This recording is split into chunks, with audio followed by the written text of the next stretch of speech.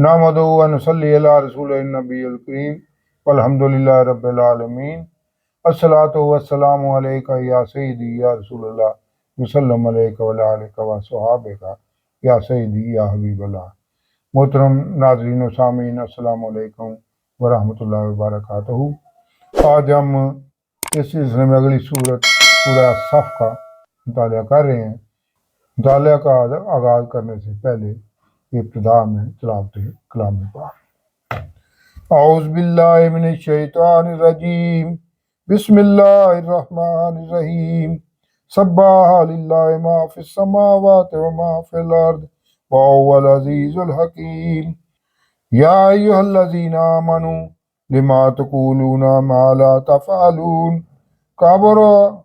मक़तन इंदल्लाहि अन तक़ूलू मा ला तफ़अलून। इन्नल्लाहा युहिब्बुल्लज़ीना युक़ातिलूना फ़ी सबीलिही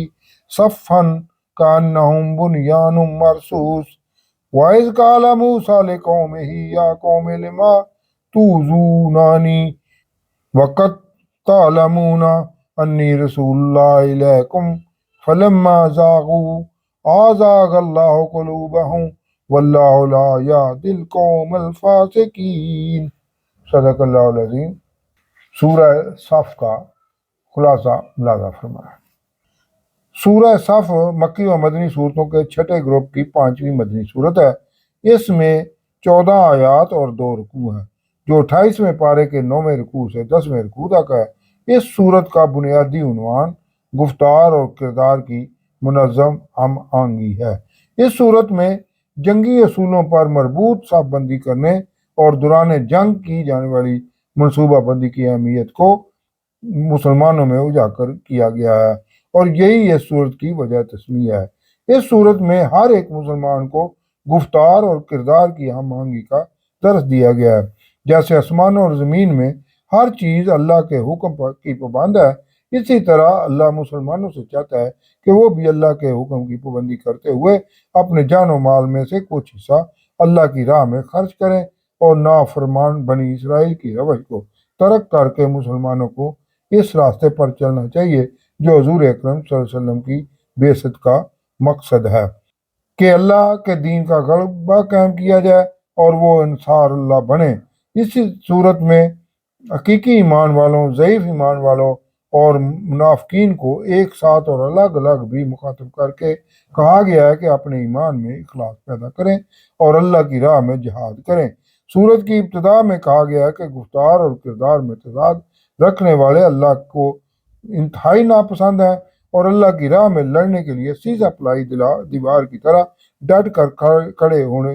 वाले अल्लाह के इंतहाई पसंदीदा हैं। और मुसलमानों को खबरदार भी किया गया है कि तुम्हारी रवश अपने रसूल अल्लाह सल्लल्लाहु अलैहि वसल्लम से कौम बनी इसराइल जैसी नहीं होनी चाहिए कि अपने अंबिया अलैहिस्सलाम को वो अल्लाह का रसूल जानने और वाज़ेह निशानियां देख लेने के बाद भी उन्हें तंग करते और जुटलाते रहे, तो वो गुमराह हो गए। यहूद व नसारा को भी इस सूरत में खुला चैलेंज दिया गया है कि वो अल्लाह के नूर को बुझाने की कितनी ही कोशिशें क्यों न कर लें, ये रसूल बरहक सल्लल्लाहु अलैहि वसल्लम का लाया हुआ दीन गालिब आकर ही रहेगा।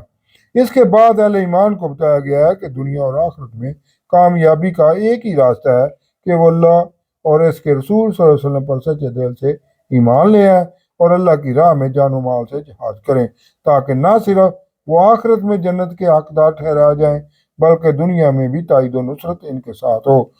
और हवाला के तौर पर अहले ईमान को आखिर में बताया गया है कि वो हज़रत ईसा अलैहिस्सलाम के हवारियों की तरह अल्लाह की राह में हजूर अकरम सल्लल्लाहु अलैहि वसल्लम का साथ दें और अंसारुल्लाह बने, ताकि उन्हें भी वैसी ही अल्लाह की ताईद व नुसरत हासिल हो जाए जैसी पहले अहले ईमान को हासिल हुई थी। ये इस सूरत का मुख्तसर जायजा था। अब इस सूरत का बाकायदा मुतालिया करते हैं, तो पेश खिदमत है तफसीर अल-नूर।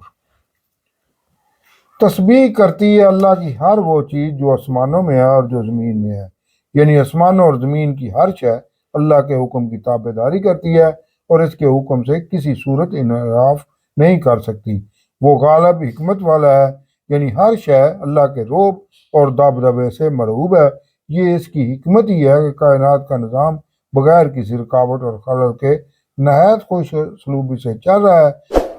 ऐ ईमान वालो, तुम ऐसी बातें क्यों कहते हो जो करते नहीं हो। ये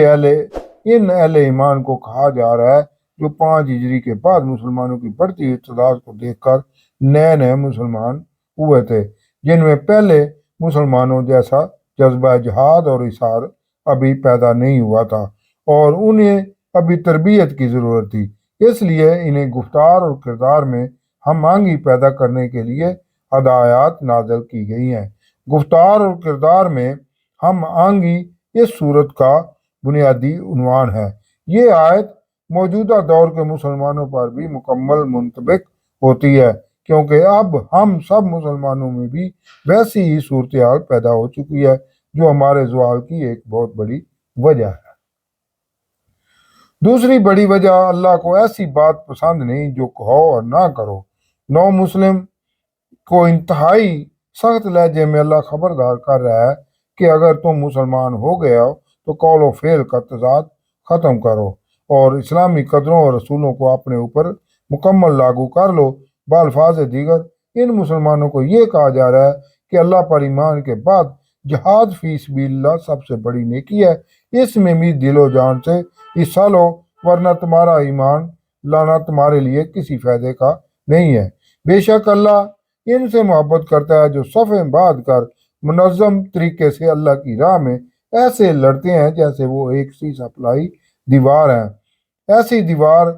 की मिसाल हजरत जुल्करनैन ने याजूज व माजूज के हमलों को रोकने के लिए बनाई थी, जिसमें लोहे के तख्ते लगाकर दरमियान में पिघला हुआ तांबा डाल दिया था और इसमें से याजूज व माजूज का गुजरना हमेशा के लिए नामुमकिन हो गया था। इसी तरह अल्लाह अहले ईमान से चाहता है कि वो दुश्मन के मुकाबले में जंग के दौरान और आम जिंदगी में भी इतने मजबूत और हम आहंग यानी मुतहद हों कि दुश्मन इनमें फूट और फितना और फसाद डालने के लिए इनकी सफ़ों में दाखिल होने का कोई रखना या खला ना पा सके। सब बंदी का यही इब्तदाई दर्स बाजमात नमाज में भी दिया गया है। मजीद ये कि अगर तुम अल्लाह के कुर्ब और मोहब्बत के दावेदार हो गए हो तो अल्लाह की राह में अगर ज़रूरत पड़ जाए तो अपनी सबसे कीमती चीज़ जान को भी पेश करने से दरेग ना करो। बल्फाज दीगर के अहले ईमान झूठ से इजतनाब करो और जहाद फी सबिलिल्लाह के लिए अपने तन मन धन से दुश्मन के सामने मजबूती से डट जाओ ताकि वो तुम्हारी सफ़ों में घुसने की कोशिश ही ना कर सके। इस सूरत की अगली 4 आयात बनी इसराइल का जिक्र है कि और जब मूसा अलैहिस्सलाम ने अपनी कौम से कहा कि मेरी कौम, तुम मुझे क्यों ईज़ा देते हो, हालांकि तुम जानते हो कि मैं तुम्हारे पास अल्लाह का भेजा हुआ आया हूँ। 9 मुसलमानों को दरअसल बताया जा रहा है कि मूसा अलैहिस्सलाम की कौम के अहले ईमान तुम्हारी तरह कमज़ोर ईमान वाले थे और इसार का जज्बा इनमें ना होने के बराबर था, जो मूसा अलैहिस्सलाम के लिए नहायत अजियत का बायस था। फिर जब यानी मूसा अलैहिस्सलाम की कौम ने कज रवी इख्तियार की तो अल्लाह ने भी इनके दिल काजराव बना दिए। यानी जब उन्होंने नबी अलैहिस्सलाम के एकामात मानने से बार बार रूह गर्दानी की तो अल्लाह ने भी इन्हें गुमराही में छोड़ दिया। इसलिए ए 9 मुस्लिम अहले ईमान, तुम भी हजूर अकरम सल्लल्लाहु अलैहि वसल्लम के एकामात को जज्बा इसार से मानो, कहीं ऐसा ना हो कि तुम भी गुमराही का शिकार हो जाओ और अल्लाह नाफरमानों की हिदायत नहीं देता। और इसी तरह जब मरियम के बेटे ईसा अलैहिस्सलाम ने कहा कि ऐ बनी इसराइल, मैं तुम्हारे पास अल्लाह का भेजा हुआ आया हूँ और जो किताब तौरात मुझसे पहले आ चुकी है मैं इसकी तस्दीक करने वाला हूँ और एक रसूल सल्लल्लाहु अलैहि वसल्लम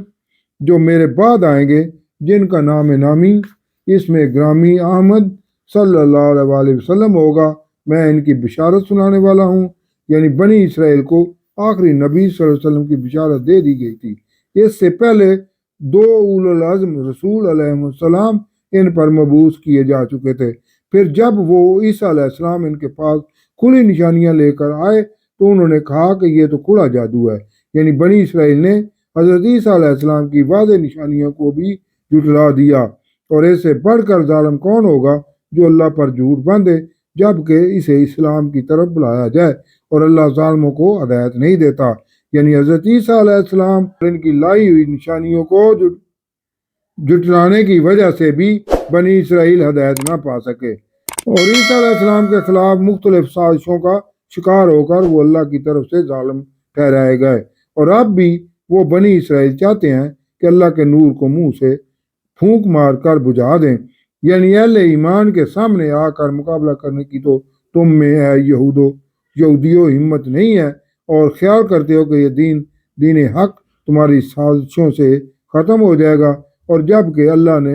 اپنے نور کو پورا کر کے ہی رہنا ہے،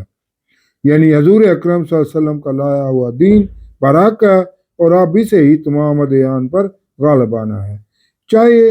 یہ کافروں کو کتنا ہی برا لگے۔ وہی تو ہے اللہ جس نے اپنے رسول اکرم صلی اللہ علیہ وسلم کو ہدایت اور دین حق کے ساتھ بھیجا ہے تاکہ اسے سب دینوں پر غالب کر دے، چاہے یہ مشرکوں کو کتنا ہی برا لگے۔ پہلے انبیاء علیہ السلام پر نازل ہونے والے تمام احکامات کو یکجا کر کے حضور اکرم صلی اللہ علیہ وسلم پر منفرد انداز میں تکمیل کے ساتھ یہ آیت نازل کی گئی۔ اللہ تعالیٰ اسی مکمل نظام عدل و انصاف کو پہلے سے رائج تمام نظام ہائے زندگی پر غالب کر دینا چاہتا ہے تاکہ دنیا میں اسی نظام کے تحت اسلام اور توحید کا غلبہ ہو جائے، اور زمین پر بھی اللہ کے بندوں کے ذریعے اس کی عملی طور پر حکومت قائم ہو جائے۔ سورت کے آخری حصے میں کمزور اہل ایمان کو خطاب کیا جا رہا ہے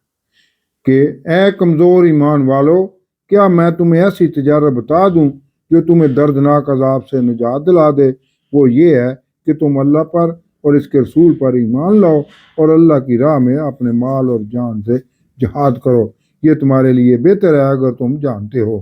جس سے اللہ تمہارے گناہ بخش دے گا اور تمہیں باغوں میں داخل کر دے گا جن کے نیچے نہریں بہتی ہوں گی، اور انہیں باغات میں پاکیزہ رہائش بھی دی جائے گی، یہی بڑی کامیابی ہے،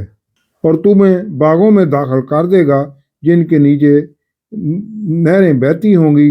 اور انہی باغات میں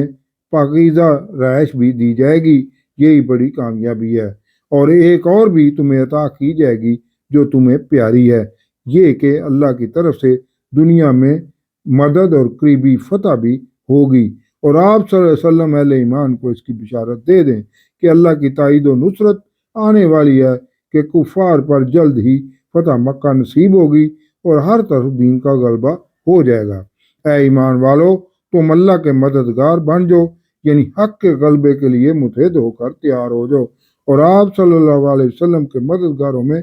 شامل ہو کر آپ صلی اللہ علیہ وسلم کے مشن غلبہ دین کے لیے اپنی جان و مال سے مسلسل جد و جہد کرو تاکہ اللہ کے مشن کی تکمیل ہو سکے۔ جیسے عیسیٰ بن مریم علیہ السلام نے اپنے حواریوں سے کہا تھا کہ کون ہے جو اللہ کی طرف بلانے میں میرے مددگار ہوں، تو حواریوں نے کہا کہ ہم ہیں اللہ کے مددگار، یعنی آپ علیہ السلام کی مدد کے لیے تیار ہیں۔ تو بنی اسرائیل کا ایک گروہ عیسیٰ علیہ السلام پر ایمان لے آیا اور ایک گروہ کافر ہی رہا، تو ہم نے ایمان لانے والوں کی ان کے دشمنوں کے خلاف مدد کی تو وہ غالب ہو گئے،